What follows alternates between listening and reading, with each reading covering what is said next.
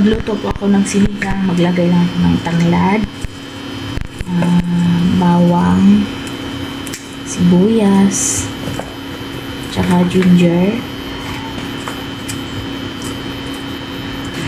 Tapos isabay ko na rin pakulo yung gabi. Tapos kukunin ko yan mamaya. Pati yung sibuyas at tsaka yung bawang. Pipigain ko yan. I-blender ko yan kasama ng gabi. Tapos itong kamatis.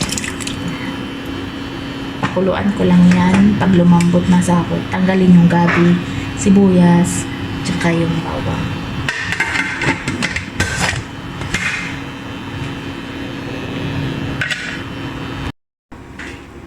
Kumulo na siya, kukunin ko na yung gabi, kamatis, bawang, at saka sibuyas. Dahil i-blender ko ito. Lapit ko lang.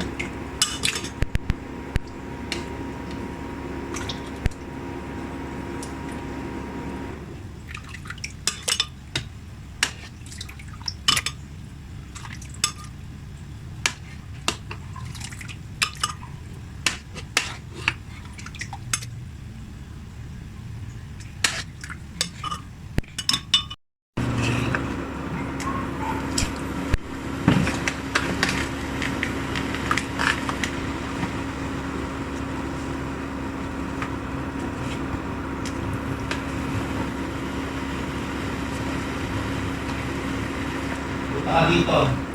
Rina.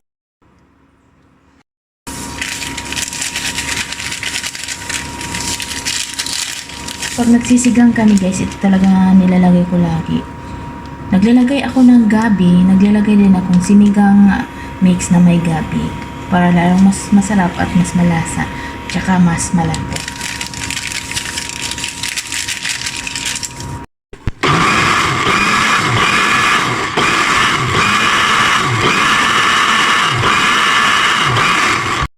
Ang nilalagay ko lang talaga okra, labanos at saka yung kangkong. Hindi ako naglalagay ng sitaw or yung talong. Ayaw kasi nilang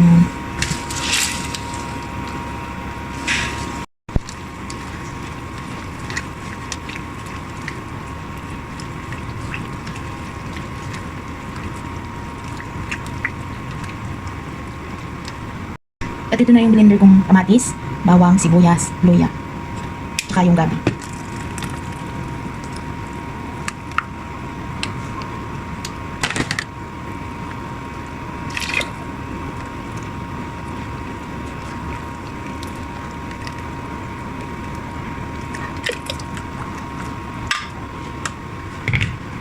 Kuluin ko lang to, tapos pag maluto na yung gulay, pwede nang kumain. Yan, sobrang lapot yung sabaw niya guys. Ayan. Ganitong gusto namin sinigang. Sobrang lapot yung sabaw. Mas malasa kasi pag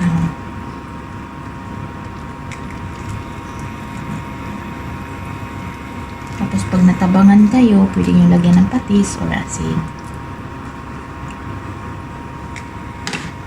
Medyo matigas pa yung gulay, kaya mag-add ako ulit ng mga 5 minutes bago kami kakain.